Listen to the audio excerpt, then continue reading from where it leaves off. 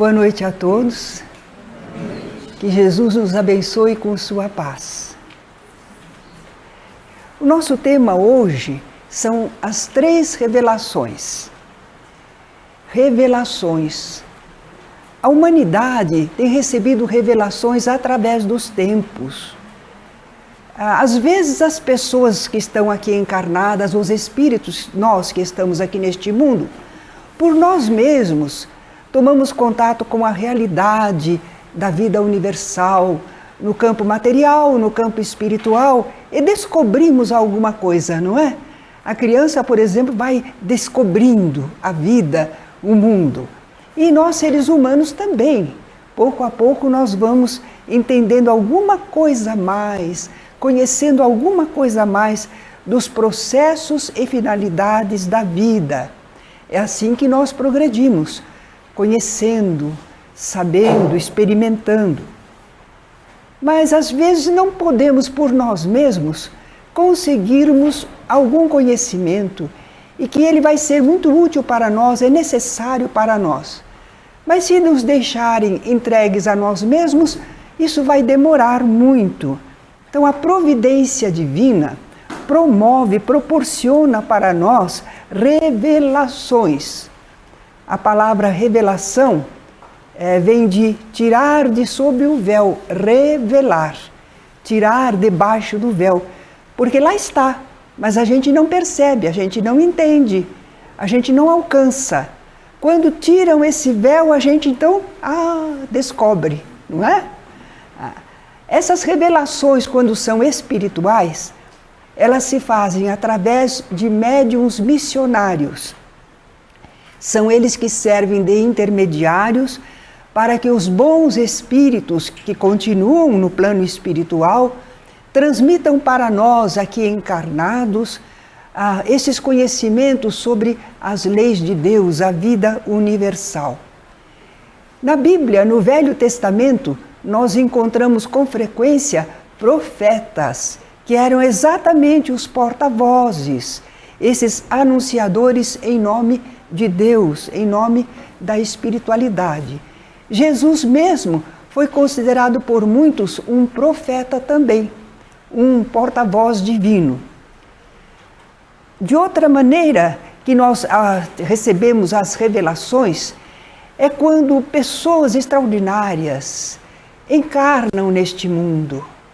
Encarnam para, convivendo aqui, nos demonstrarem essas realidades espirituais ou nos avançarem nos conhecimentos que sozinhos nós não iríamos conseguir.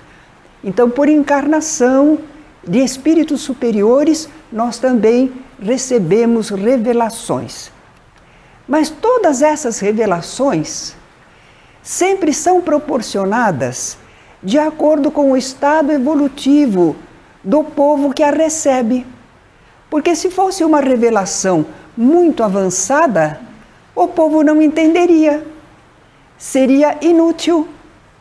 Então todas as coisas vêm no tempo certo, quando a humanidade, aquele grupo, aquela nação, aquele grupo religioso pode entender aquela mensagem. Então aí ela se faz, não é?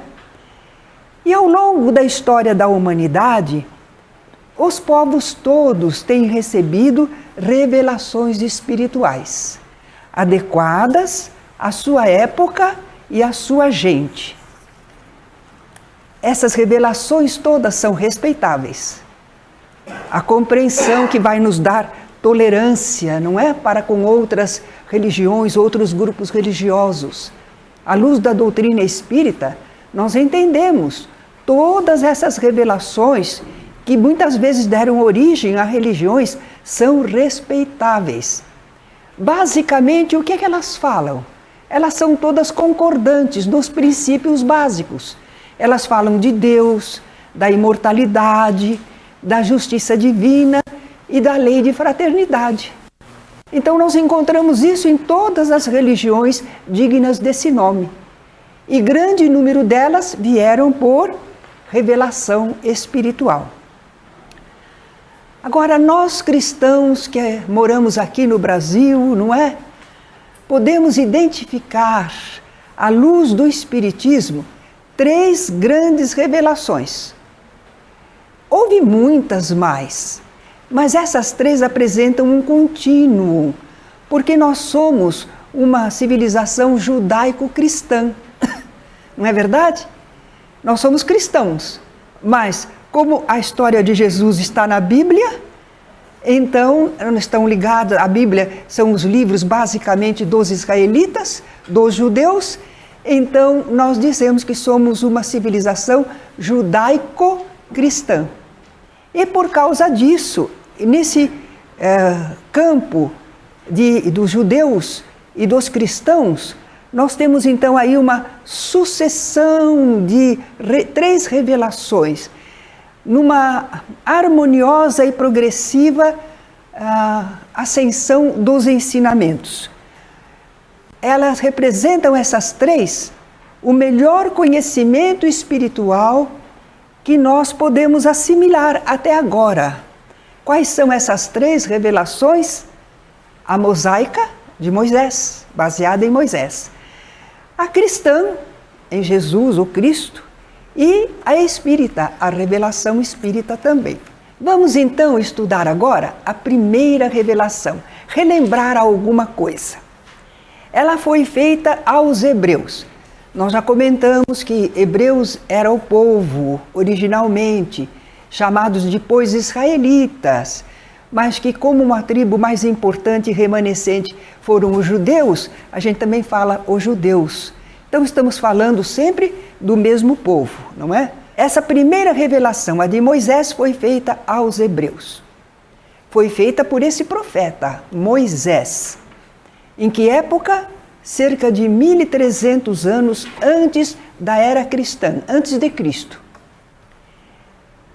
Mas a humanidade nessa época, e naquela região onde ela foi ministrada, para esse povo, esse pequeno grupo especialmente, eles já haviam atingido uma evolução mental, capaz de pensar sobre o universo como um processo total, de maneira global, vendo o mundo como um todo. Por isso, nessa revelação de Moisés, nós vamos destacar a ideia de um Deus único, porque os outros povos eram politeístas, adoravam muitos deuses. Eles não tinham essa noção do universo como um todo. Havia Deus que controlava isto, Deus que controlava aquilo outro, o universo era repartidinho.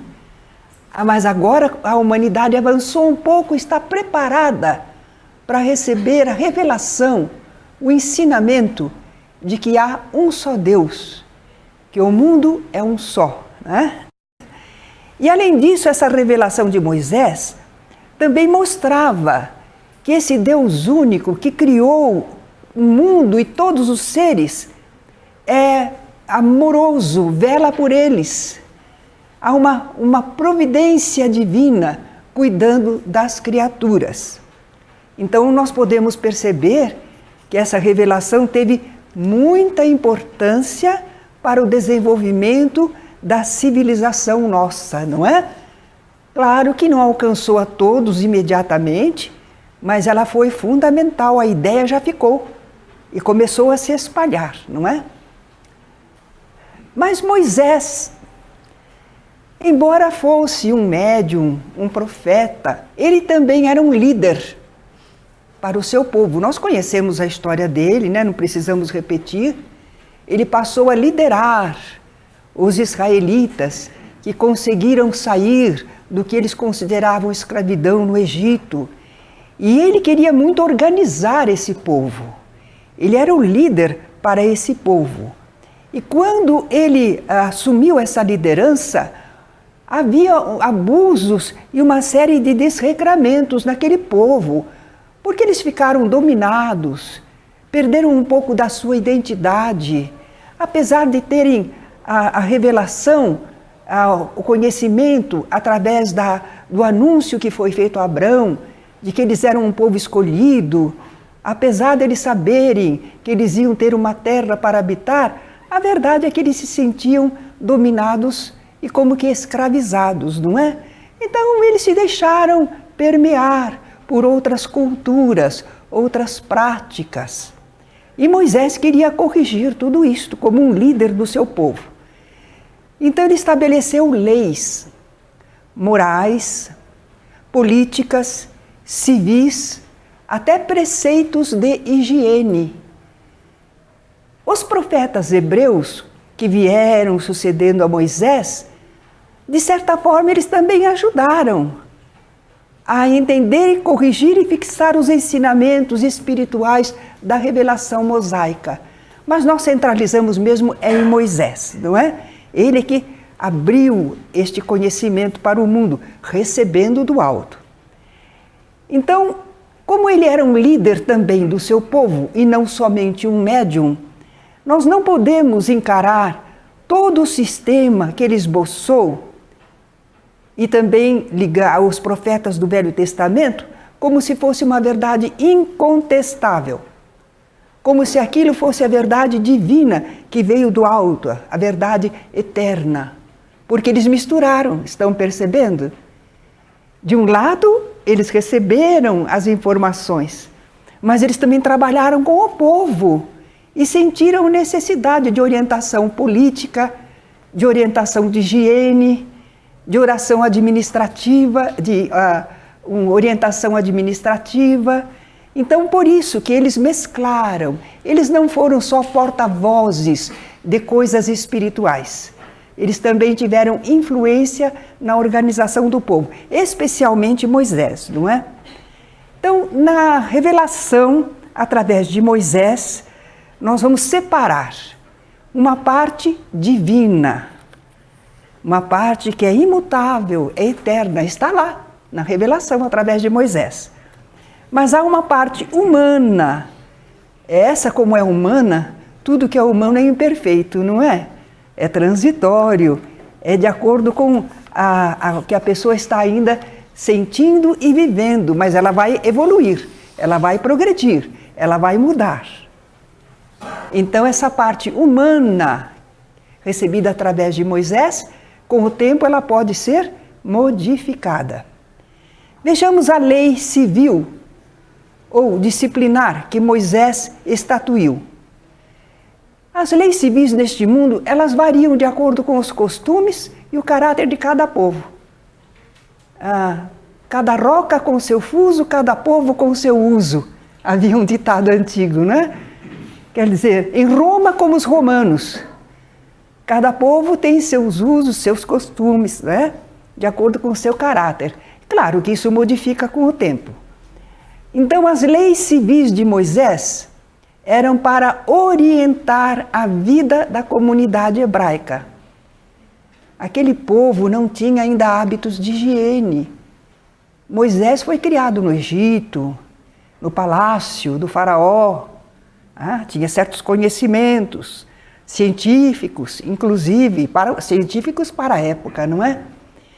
Então ele tinha costumes melhores, sabia como fazer as coisas, mas o povo não. O povo era como aquele pessoal lá do interior, que não tem esgoto, não tem nada, não é? Então, ele incutiu hábitos de higiene no povo.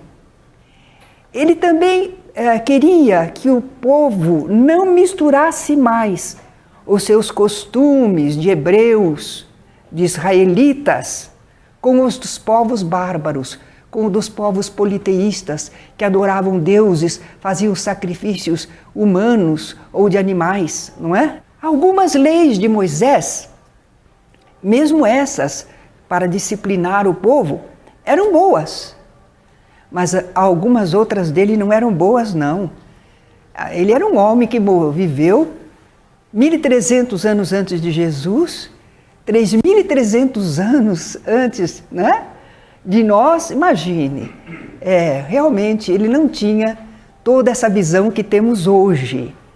Como médium, como profeta, a incumbência dele era guiar o povo de Israel à terra prometida. Essa era a tarefa dele.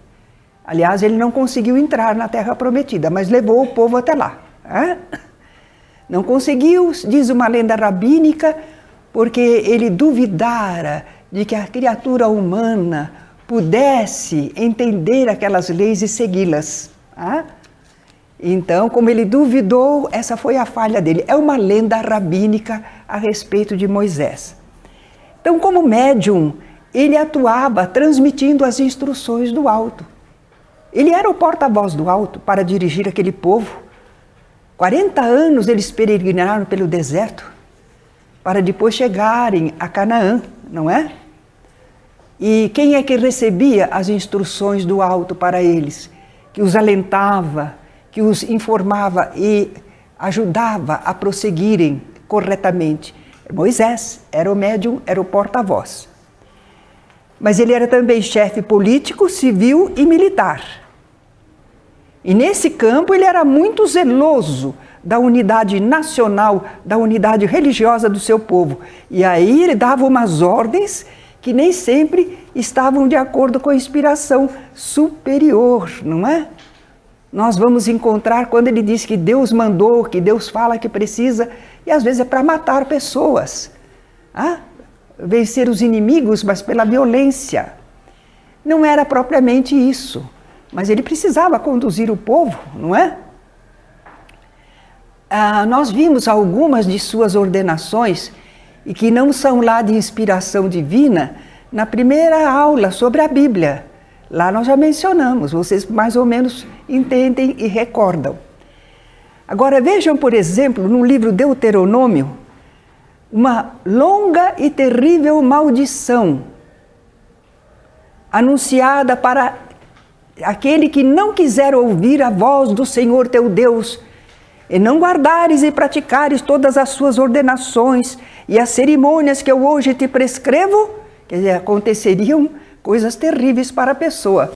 Ameaça divina, não é?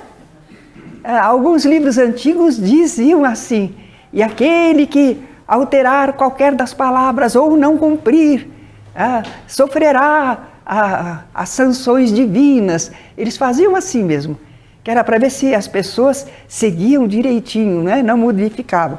Não adiantou muito. Entre as leis civis que Moisés estabeleceu, então nós vamos encontrar, por exemplo, olho por olho, dente por dente.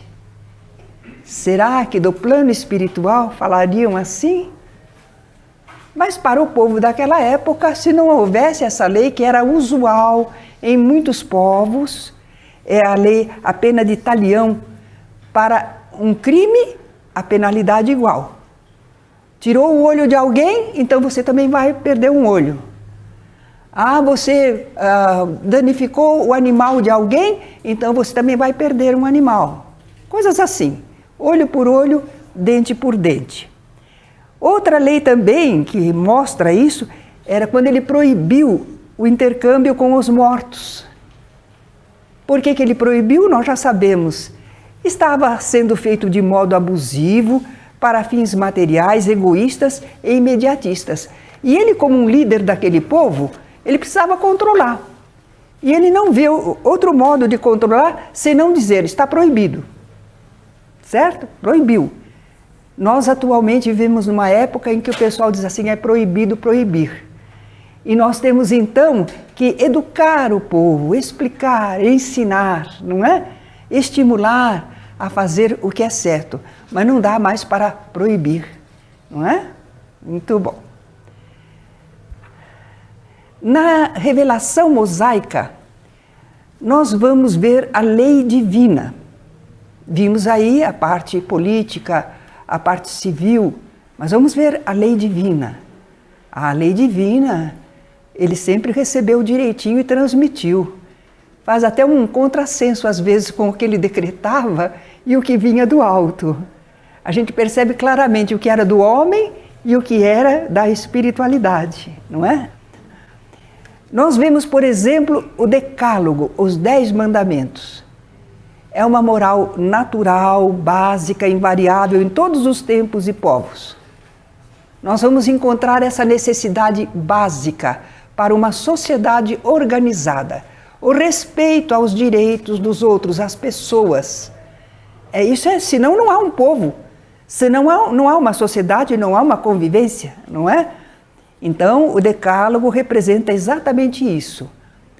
o mínimo de lei, de respeito em relação, olha, nós vamos perceber, em relação a Deus e em relação aos semelhantes.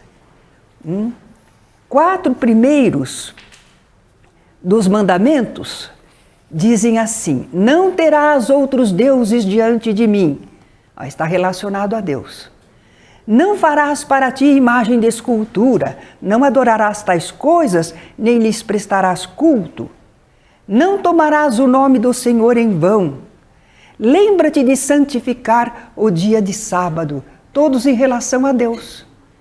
Mas os outros são em relação às pessoas, os semelhantes. Honra teu pai e tua mãe, não matarás, não cometerás adultério, não furtarás, não dirás falso testemunho, não cobiçarás a casa ou a mulher do próximo, nem coisa alguma que lhe pertença. Então os 4 primeiros para com Deus e o restante para com os semelhantes. Esses 10 mandamentos nós encontramos em Êxodo, em Deuteronômio. Já verificamos quando fizemos a aula como procurar passagens na Bíblia, não é? Lembram? Mas agora fizemos uma comparação para vocês que não está aí no livro. Nós comparamos com o grande catecismo católico do padre José de Arbes. Como é que a gente escuta hoje? Não é crítica, é para conhecimento. Não terás outros deuses diante de mim, diz o Decálogo. E eles puseram amar a Deus sobre todas as coisas. Tem um senso, não é? Agora o segundo: não farás para ti imagem de escultura, não adorarás tais coisas, nem lhes prestarás culto.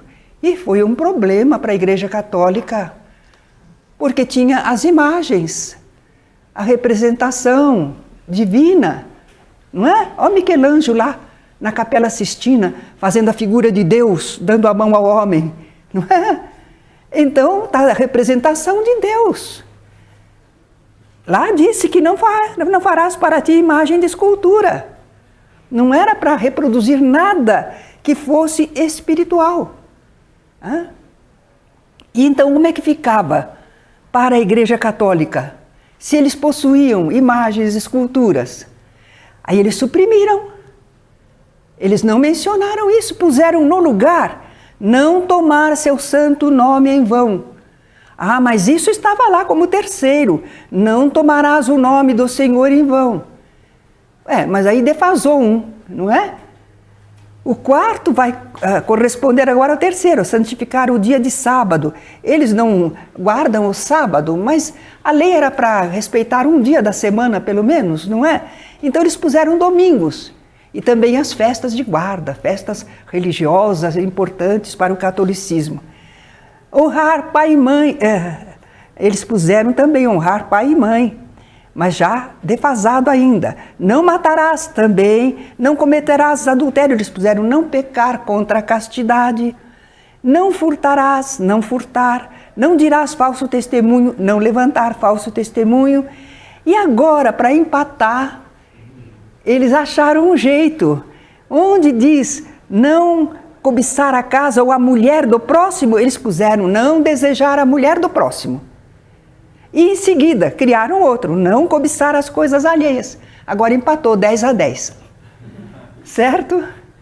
Mas eles suprimiram um do Decálogo e repartiram um no final para completar a conta, não é? Bem, essa foi a revelação de Moisés, alguma coisinha que a gente conheceu a respeito, não é?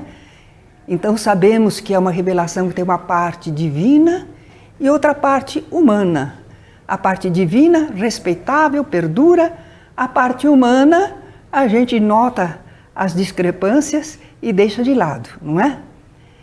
Agora vamos para a segunda revelação, a do Cristo. 1300 anos depois, é interessante, há um intervalo grande entre as revelações. Porque ela está me lembrando ali que a revelação de Moisés anuncia a vinda do Messias. Porque todas as revelações são assim, elas sabem que não são para sempre, que elas estão dando uma parte. Então elas anunciam a continuidade, o que vem depois. No caso de Moisés, ele já anunciava que o Senhor enviaria o Salvador, o Redentor para o povo, né, para o futuro. E foi mesmo isso que aconteceu cerca de 1.300 anos depois. Por que não aconteceu logo?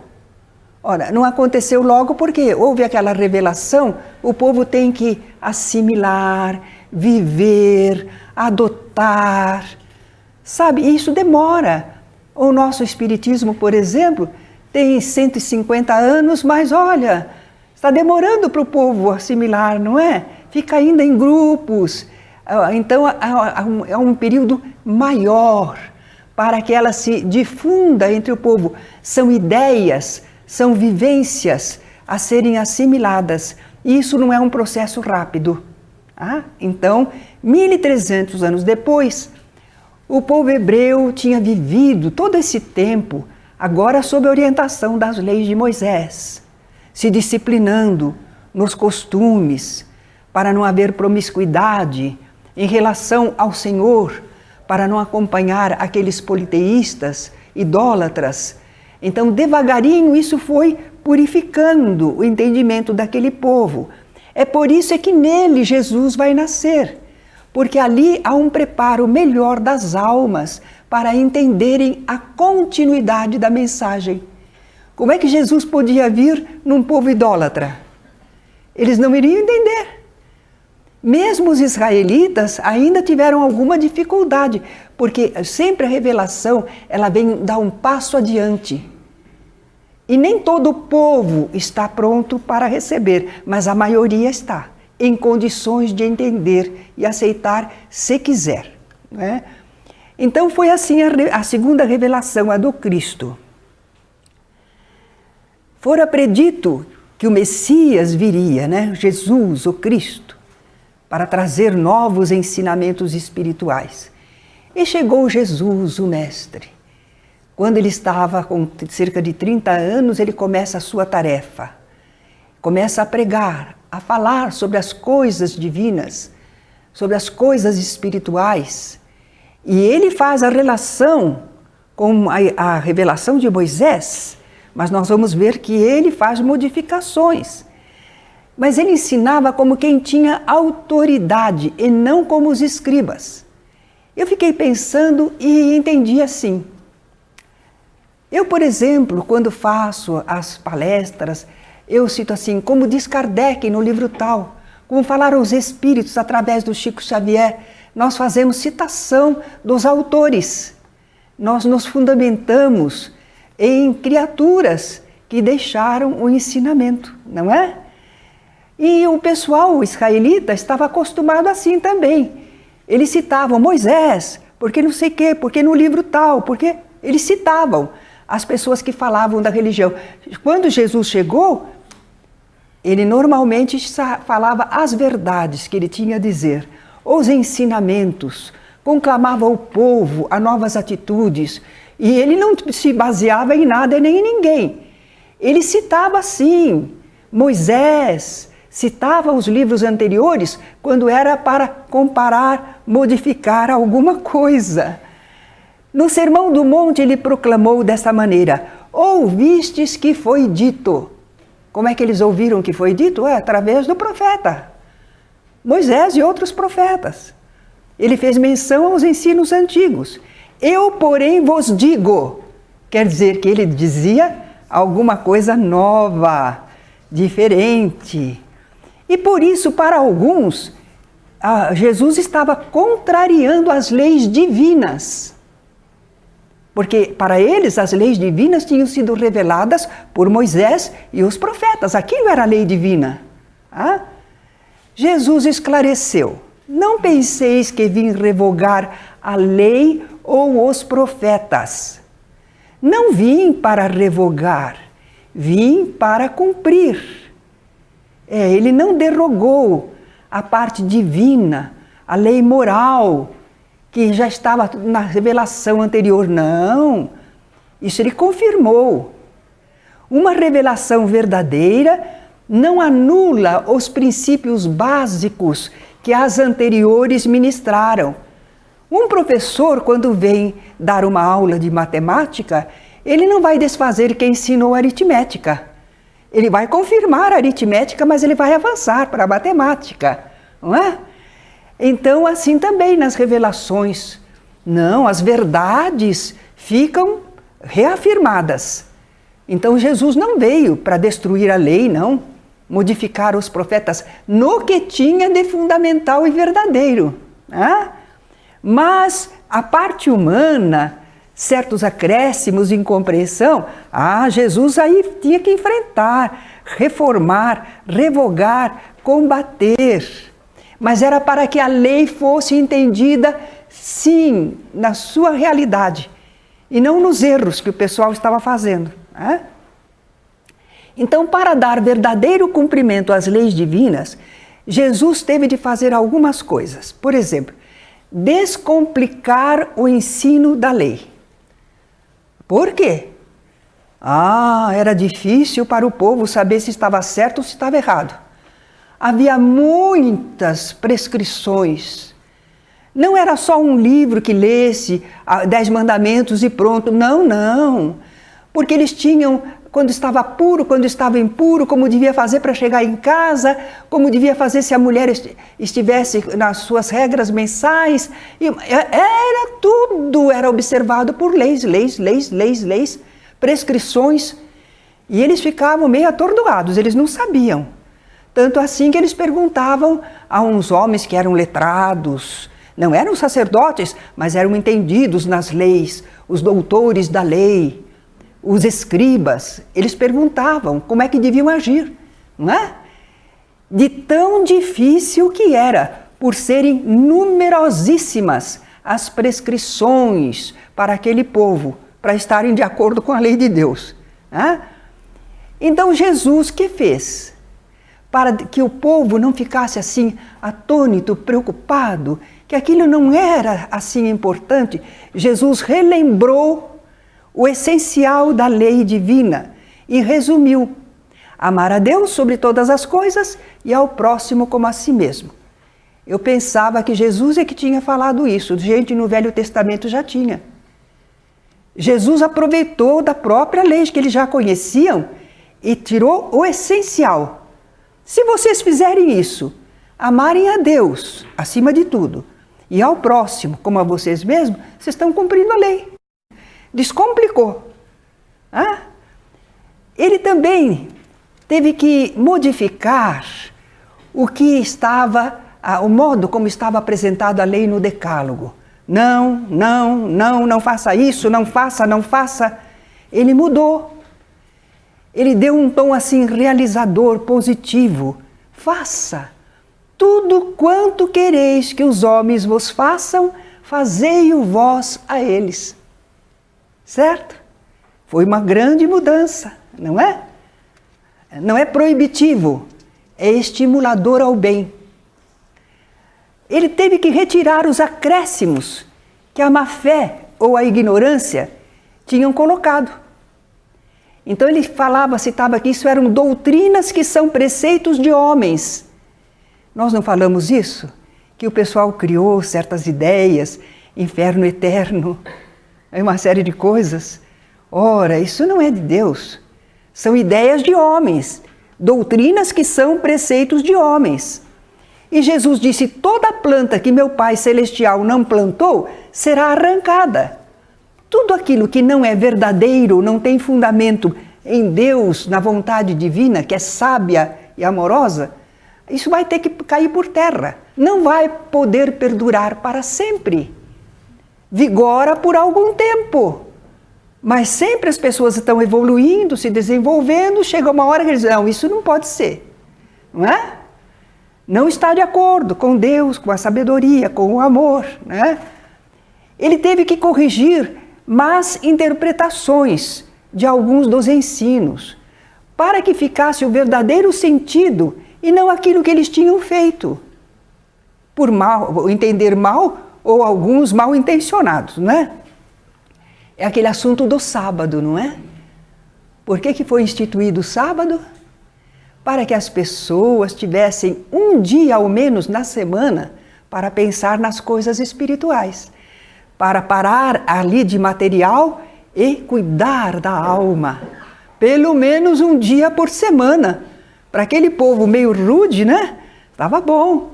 Mas nós estamos aprendendo que a gente adora a Deus, ama a Deus em tudo, sempre. E a gente vai regulando o tempo de trabalho e o tempo de descanso, como as nossas leis civis, inclusive, estão fazendo, não é? O tempo de trabalho, o tempo de repouso, o tempo de férias. Então era isso. O sábado foi estabelecido, disse Jesus, por causa do homem, para beneficiar a criatura, para não deixá-la vivendo só para a matéria, e não o homem por causa do sábado. E não o homem ficar tolhido no sábado, não podia trabalhar. Jesus curou uma pessoa no sábado, eles achavam que era trabalho, não podia. Jesus estava errado, estava alterando a lei, estava contrário à lei. Aí Jesus explicou. O sábado foi estabelecido por causa do homem, e não o homem por causa do sábado. Estava corrigindo o entendimento deles, não a lei. A lei era boa, mas o entendimento que eles tinham da lei era para não o trabalho remunerado, o trabalho material, o trabalho para ganhar mais na vida, mas o serviço de amor ao semelhante, esse não estava proibido, não. Ele procurou desenvolver e adaptar os ensinos ao grau de maior adiantamento moral do povo, para que eles tivessem assim um estímulo a uma conduta mais evoluída, como se fosse um convite, um passo à frente, não é? Eles tinham aprendido: amarás ao teu próximo e aborrecerás ao teu inimigo. Mas Jesus, no Sermão da Montanha, como é que ele fala? Ele fala para amar ao inimigo, fazer-lhe o bem, orar por ele, não é? Que mensagem diferente! Quer dizer, eles já tinham aprendido uma certa disciplina, já eram um povo que se sentia unido, era um povo que já não fazia aquelas ofertas aos ídolos. Tudo bem, tem a ideia de um Deus que não precisa representar com imagem nenhuma, formidável, não é? Já tem muito, mas espera, agora estavam ficando presos à história, aos nossos nós amamos, os outros são gentios, não são do povo eleito do Senhor. E ele então está modificando, que mesmo que a pessoa seja como o nosso inimigo, queira nos maltratar, nos ofender, nós devemos amar essa pessoa, filho de Deus, procurar fazer-lhe o bem, orar por ele, não é? A gente não faz isso ainda hoje. Se uma pessoa tiver um problema com alguém, a pessoa vai ficar comentando com todo mundo: você viu o que essa pessoa faz para mim? Mas não lembra de Jesus, que mandou orar pela pessoa. Uma grande lei, uma grande regra. Porque se a pessoa não tiver uma ajuda espiritual, aí que ela não sai da situação. E nós ficamos nos alimentando na agressão mutuamente. Mas Jesus, então, orientou para dar um passo adiante, só que nós ainda não demos. Estamos tentando, às vezes a gente lembra. Estender a mensagem a todas as criaturas, porque eles achavam que aquelas manifestações espirituais eram só para eles. O povo eleito, o povo escolhido por Deus. E Jesus dizia: ainda tenho outras ovelhas que não são deste aprisco. A mim me convém conduzi-las, elas ouvirão a minha voz, haverá um rebanho e um pastor. Quer dizer, ele sabia que a mensagem dele não era só para os israelitas, era para a humanidade, né? Que outras pessoas também tomariam conhecimento e adeririam à sua liderança, à sua orientação espiritual. Jesus ainda explicou uma coisa interessante. Ele disse: todos os profetas e a lei até João profetizaram. Desde os dias de João Batista até agora, o reino dos céus é tomado por esforço, e os que se esforçam se apoderam dele. Quer dizer que está mudando a situação. Até aquela hora, os profetas do passado e a lei de Moisés tinham pontificado. Mas agora João o Batista entrou em cena. Começa o trabalho por uma nova mensagem, uma nova revelação. Começa com João Batista. Ele já faz o anúncio do Messias chegando, ele já dá umas orientações. Quem tiver 2 túnicas, dá 1 para quem não tem nenhuma. Quem tiver alimento, reparta também. Aos soldados que não prejudiquem as pessoas. Aqueles que eram os coletores de impostos, para que não tirassem a mais do povo. Ele já deu algumas orientações. Quer dizer, não é para consultar lá a lei. Já tem possibilidade de pensar e entender o que é certo e fazer, se quiser, se esforçar por fazer, voluntariamente. Não é mais imposição. Se você não fizer isso, você é castigado. Agora é uma outra mensagem, não é? O reino dos céus é tomado por esforço voluntário. Se você quiser, você se esforça para cumprir esse entendimento que você tem. Os que se esforçam se apoderam do reino, alcançam vivência espiritual superior. Jesus ensinou muito, ensinou bastante, mas ele ainda não podia dizer tudo declaradamente. Muitas coisas tenho para vos dizer, mas vós não as podeis suportar. Ainda não. Não dava. Para o entendimento deles, não formaria sentido. Eles já estavam achando difícil assimilar o que Jesus deixou. Os próprios discípulos, de vez em quando, perguntavam: Senhor, o que quer dizer isso, não é? Mesmo aqueles que estavam interessados em acompanhá-lo. Era preciso aguardar maior amadurecimento do espírito humano, o progresso do conhecimento científico, os costumes se abrandarem, não é? Então, quando Jesus está se despedindo dos seus apóstolos, ele não vai estar mais ali com eles, mas ele se preocupa que eles possam perdurar no cumprimento dos seus ensinos. Se me amais, guardai os meus mandamentos. Sim, porque se eles derivassem, não ficariam no clima espiritual e no conhecimento para receber o que ele ia mandar. Se me amais, guardai os meus mandamentos. Quer dizer, continuem vivendo por estas coisas que eu ensinei. E eu rogarei ao Pai, e Ele vos enviará outro Consolador. Daqui a pouco nós vamos explicar tudo isso. Vamos ler como está lá. A fim de que fique eternamente convosco o Espírito de verdade, que o mundo não pode receber, porque não o vê e absolutamente o não conhece. Mas quanto a vós, conhecê-lo-eis, porque ficará convosco e estará em vós. Porém, o Consolador, que é o Santo Espírito, que meu Pai enviará em meu nome, vos ensinará todas as coisas e vos fará recordar tudo o que vos tenho dito. Na ceia pascual, quando Jesus fala isso, ele está anunciando uma sequência na assistência e revelação espiritual para a humanidade, futuramente. Toda revelação é assim. Sempre anuncia o que vem depois.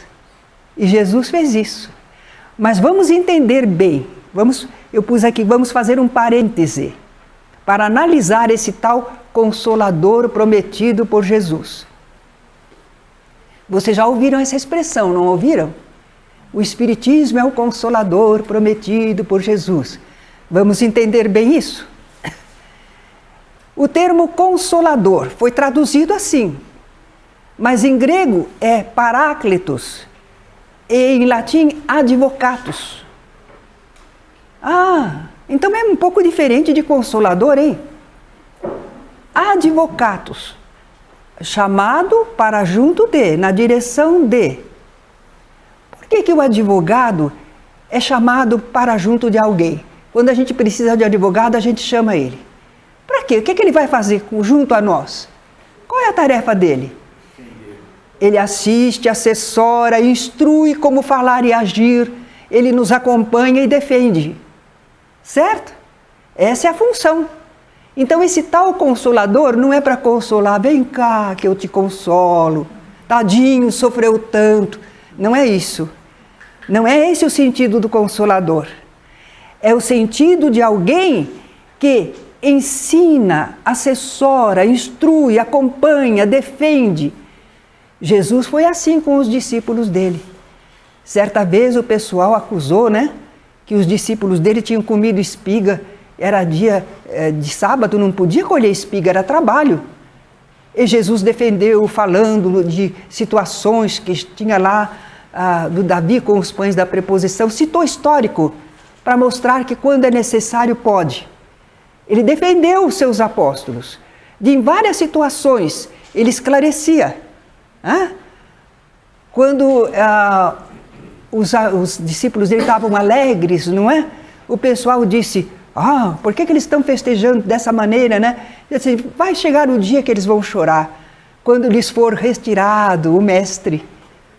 Aí os discípulos iam chorar. Agora é o momento deles se alegrarem. Jesus defendeu várias vezes os seus apóstolos e os instruía o que fazer, como fazer, quando fazer, onde ir trabalhar. Jesus era esse advocatus, esse paráclitos. Claro que ele também consolava, mas não especificamente, não é? Então, esse consolador no sentido de advogado não é Jesus, porque ele falou que é outro. É outro consolador, é outro advogado. E ele também não é uma pessoa. É um elemento espiritual, porque ele diz que vai ficar para sempre. Ninguém fica para sempre junto de nós. Encarnado não, Ser espiritual sim, Então é algo espiritual. Mas não é um espírito qualquer. É o espírito de verdade, Espírito Santo, Santo Espírito. Não é? É bom espírito de verdade sincero. Ele diz que o mundo não o pode receber, porque não o vê nem o conhece. As pessoas apegadas aí no mundo, às coisas materiais, não creem em espírito, não. A pessoa diz assim, eu não vejo espírito, só creio naquilo que eu vejo. Então, não vê nem o conhece. Por isso não pode receber essa manifestação espiritual. Por isso que o mundo não pode receber. Mas quanto aos apóstolos, vós o conheceis. Claro que conheciam. Eles já trabalhavam com a mediunidade, não é? Eles contavam com a assistência de bons espíritos. Vós o conheceis porque habita convosco e estará em vós. Através da mediunidade, eles estariam em ligação constante, não é? Sobre esse advogado ou consolador, Jesus disse mais. Ele vos fará lembrar de tudo o que vos tenho dito. Nossa, por quê? O povo ia esquecer. Ou precisava reafirmar. Não é? Não é o que nós fazemos? Nós não revivemos, repetimos a mensagem de Jesus? Não pode esquecer, não é? Vos ensinará todas as coisas, vos guiará a toda a verdade. Quer dizer que aquilo que a gente não tinha entendido, que a gente teria interpretado erroneamente pela ignorância ou má fé, nós agora teríamos a oportunidade, com esse advocatus, com esse advogado, ele relembraria para nós, reafirmaria, e vos anunciará as coisas que hão de vir. Porque com o progresso do conhecimento humano, precisaríamos novas informações, novas revelações, não é? Precisaríamos explicação melhor de tudo aquilo que Jesus falara, às vezes aludira por alto, não é? Ou nem pudera falar nada. Agora, esse advogado, em nome de Jesus, poderia fazer. Nós então, espíritas, quando nós estudamos a doutrina, a gente vai reconhecendo no Espiritismo, na doutrina dos Espíritos, o tal de Consolador prometido por Jesus. Porque a gente vê, é a terceira revelação, está revivendo e dando continuidade ao cristianismo, ampliando o nosso conhecimento, não é? Mas algumas pessoas dizem, não. O Consolador já se manifestou no dia de Pentecostes. Aquele dia que houve grande manifestação, não é? Que os apóstolos estavam reunidos, que tiveram aquelas línguas de fogo sobre suas cabeças e falaram em línguas diferentes, não é? Sobre as grandezas de Deus. Realmente houve uma grande manifestação espiritual. Houve sim. Mas será que os espíritos só falaram naquele dia? E acabou? Não é? Os Espíritos do Senhor continuaram se manifestando na humanidade, se comunicando com os adeptos de Jesus, não é? Conforme a promessa do próprio Mestre, onde 2 ou mais pessoas estiverem reunidas em meu nome, eu aí estarei com elas. Jesus se faz presente através dos seus mensageiros, não é? Através da sua doutrina relembrada. Mas, apesar disso, posteriormente, passaram os anos, foi lá pelo século IV que começou a ficar a coisa complicada. 400 anos. O Espiritismo não tem 400 anos, hein? E já por aí muita gente está querendo modificar. Imagine 400 anos de cristianismo que se espalhou pelo mundo, onde havia outras religiões, outras formas de pensar. Que miscelânea! Que confusão! Alguns conseguiram entender a mensagem e mantê-la, mas uma grande maioria misturou bastante, não é?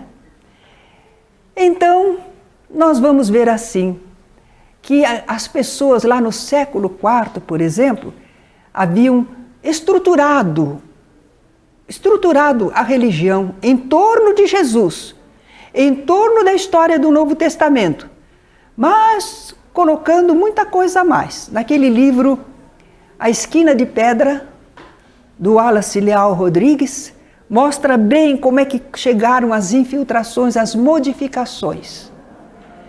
O cristianismo chegou a Roma. Roma era politeísta, tinha os templos com as vestais, com as imagens, com os deuses. E eles foram invadidos pela religião cristã, mas eles também invadiram a religião cristã, certo? E misturaram a deles com o cristianismo. E aí então foi se estruturando uma igreja que diz que é a única, que é a verdadeira. Não estou criticando, estamos estudando. Porque muitos de nós fomos da Igreja Católica, não só nesta vida, em vidas anteriores. E falamos em nome da igreja e fizemos as coisas em nome da igreja, e agora a gente está tendo oportunidade às vezes de corrigir. Então não estamos contra ninguém. Estamos falando do que é certo, do que é errado, para ver se entendemos o que aconteceu com o cristianismo. A mensagem do Cristo, que não tinha pompa, que não tinha vestes especiais, que não tinha altares, que não tinha imagens, que não tinha dízimo a cobrar de ninguém, de graça recebeste, de graça dai, está completamente alterada. Dentro, felizmente, louvado seja Deus, continuou o Evangelho, que o pessoal cita, relembra, mas não vive. Porque se vivesse, não faziam dessa maneira.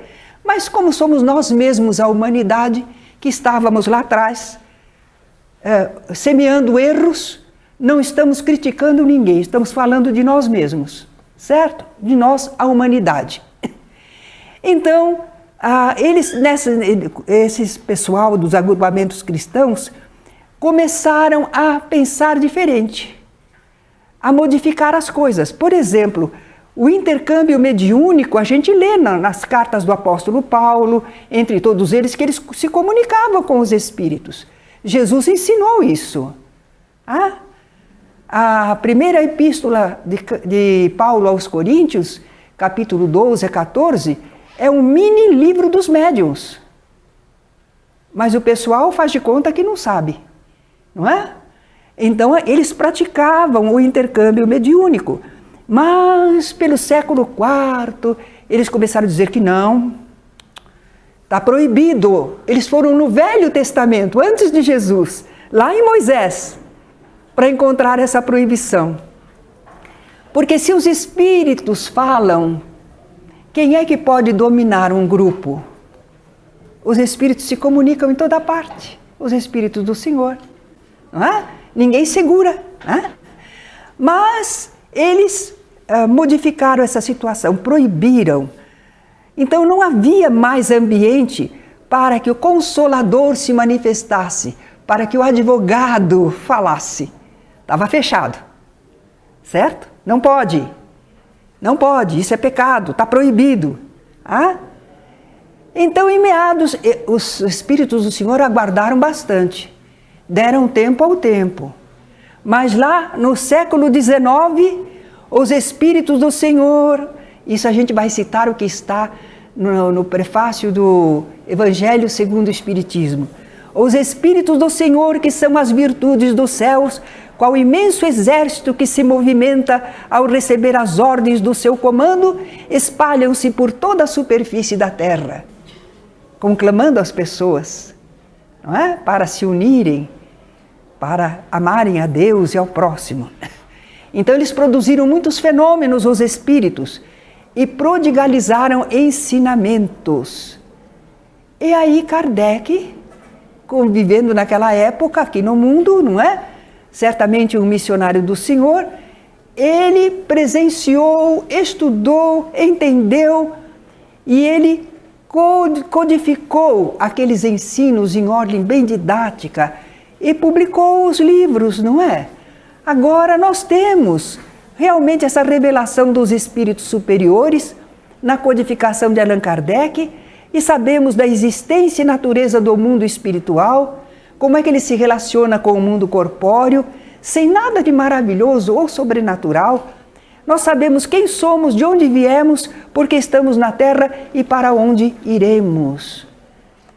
E o Espiritismo, a palavra antiga ainda perdura, né? O Consolador prometido, ele não vem destruir a lei divina.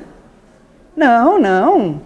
Aquilo que foi revelado por Moisés, que tem fundamento, pelos profetas e que Jesus ensinou, melhorou, nós não está destruindo nada não, está reafirmando, não é? Os princípios básicos.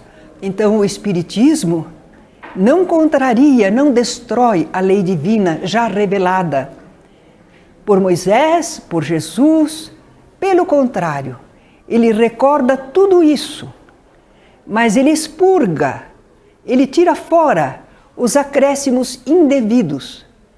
Ele corrige a má interpretação, penas eternas, proibição do intercâmbio e coisas assim. Ele desenvolve o conhecimento espiritual, completa e explica, fala de perispírito, reencarnação, lei de causa e efeito, evolução. Sobre esse Consolador, esse advogado, Jesus disse, ele me glorificará, porque há de receber do que é meu e vou-lo há de anunciar. E realmente o Espiritismo recebe de Jesus a verdade que ele já deixara na terra, e mais aquilo que ele não pudera dizer antes, mas que do mais alto agora ele envia através dos seus mensageiros, não é? Na continuidade. O Espiritismo recebe de Jesus e anuncia a todas as criaturas. Jesus não falou que tinha outras ovelhas que não são deste aprisco? Para a humanidade toda.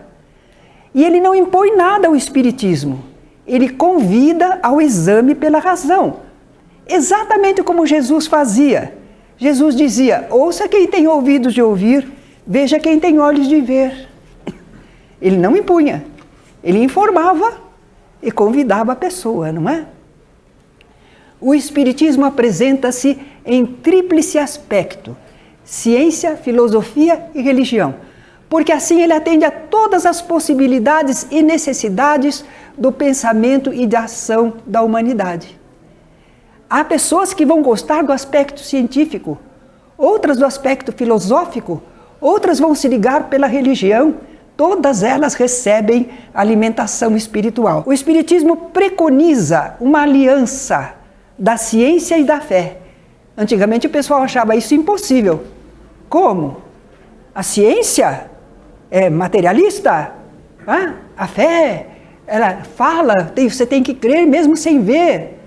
Como é que pode unir os dois? Mas o Espiritismo está mostrando que são duas alavancas da inteligência humana. Uma está revelando as leis do mundo material, a ciência. E a religião está revelando as leis do mundo moral. Elas não precisam se contradizer, porque com o tempo, elas se apoiando mutuamente, os conhecimentos vão se unir. Porque são leis de Deus que regem a matéria, leis de Deus que regem a vida espiritual. No fundo, elas vão se encontrar, vão se unir. Agindo assim, o Espiritismo atrai para os verdadeiros princípios da lei de Deus e consola pela fé e esperança. Tem um aspecto de consolação, mas tem também o aspecto de conhecimento e entendimento das leis divinas. Então nós temos no Espiritismo uma conjugação de revelação divina, porque a iniciativa é dos Espíritos. Sim, vem do alto. Toda revelação vem do alto, não é? Mas nós temos aí uma elaboração humana, uma parte humana de pesquisa, análise, conclusões, aplicação. Nós estamos sempre procurando no Espiritismo. E agora, como é que a gente faz? Tem clonagem. Como é que é? E diante disso, como é que faz? Diante dos fenômenos que aconteceram na Terra, esses terremotos, cataclismas, comportamento das criaturas, comportamento doentio, nós estamos aplicando o Espiritismo para entender todas estas coisas. Mas o Espiritismo também ainda não disse tudo, porque ainda há muita coisa mais para se saber espiritualmente. A humanidade continua em progresso. E é por isso que o Espiritismo, a revelação espírita, tem um caráter progressivo. O Espiritismo admite que pode se modificar. Se por acaso houvesse um erro no que ele afirmou, ele se modificaria. Até agora ninguém achou, né? Até agora não deu, porque os espíritos falaram acertadamente e Kardec codificou acertadamente. Agora, com esses livros que estão surgindo por aí, que dizem que é mediúnico e que falam cada coisa que não tem fundamento, mas isso não é Espiritismo, não é? São livros mediúnicos, não tem consenso universal, ainda não está incluso na doutrina. Para incluir na doutrina precisa ter consenso universal. Então, o que tem consenso universal na doutrina não sofreu nada com o progresso da humanidade, porque são leis básicas, não é? Mas pode ser que venha algum conhecimento maior e que precise também incluir nos princípios espíritas, se for esse o caso, como não?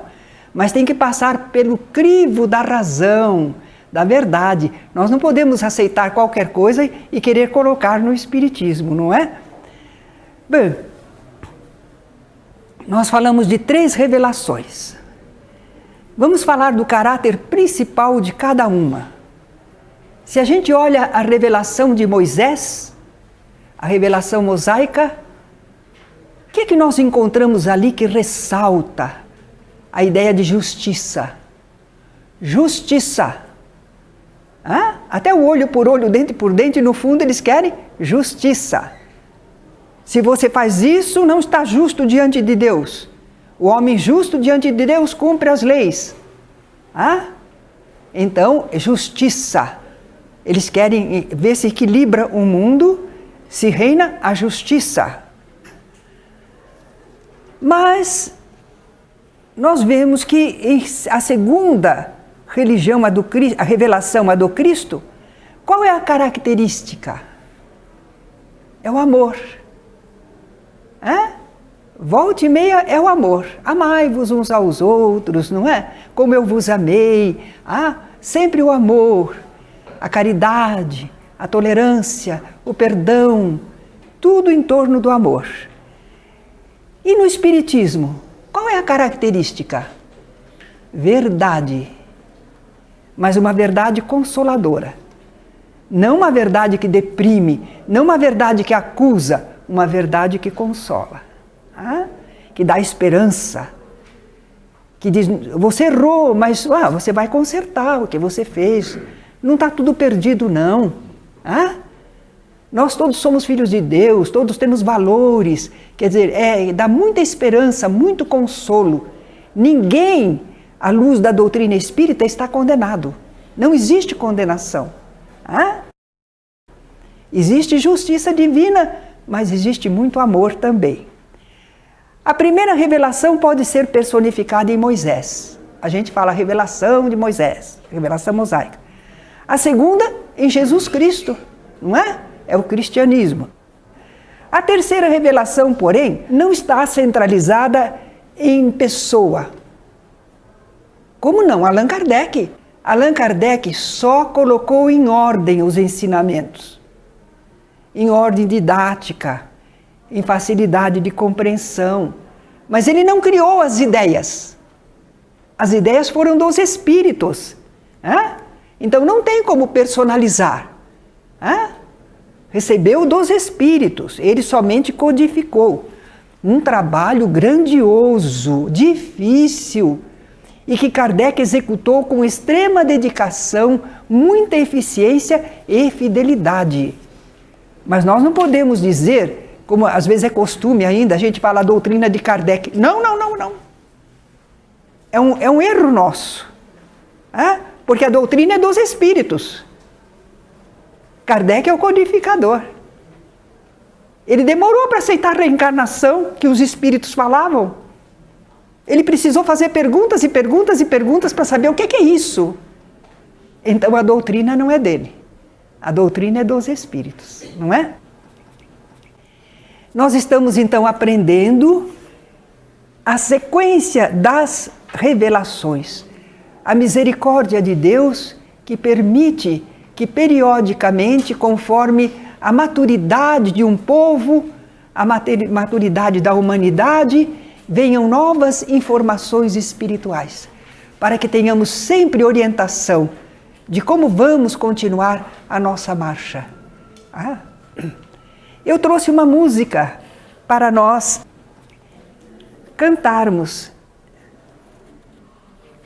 Tem mais? Aí ela vai distribuir de lá. É do Álvaro Rosman, lá de Ponta Grossa. Ele foi um maestro. Esse maestro criou um coral num lar de meninas e veio aqui em Campinas, eles gravaram, eu tenho um long play deles, 2 long plays. O Evangelho cantado à luz do Espiritismo, peças que ele foi inspirado e fez, né? Canções lindas, falando de Evangelho, falando do Espiritismo também. E ele trouxe um grupo de meninas que cantavam a 4 vozes. E com a filha dele tocando piano e um solista que tinha a voz do Carlos Galhardo, do Francisco Alves. Foi linda a apresentação deles aqui neste nosso salão. E essa é uma das músicas que ele compôs para falar das 3 revelações. Singelinha, todas as músicas que ele fez é para o povo cantar. Não é uma coisa para se apresentar, para ele mostrar a sua arte. Era para servir ao movimento espírita. Então vamos lá. Revelou Moisés, o médium hebreu, que Deus é justiça, o mundo aprendeu. Também é amor, revelou Jesus, exemplificando nos braços da cruz.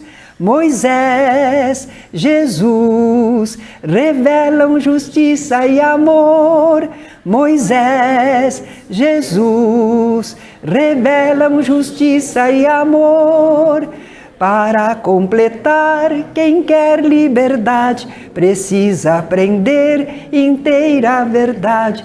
No Espiritismo, o Consolador, na voz de Kardec, o codificador. Moisés, Jesus, revelam justiça e amor. Verdade, verdade, na voz do codificador. É bonitinha, não é? Servia para fixar as aulas na evangelização. Hein? Deu para aprender a cantar a musiquinha? É fácil, né? Muito bom. Agradeço a todos pela atenção.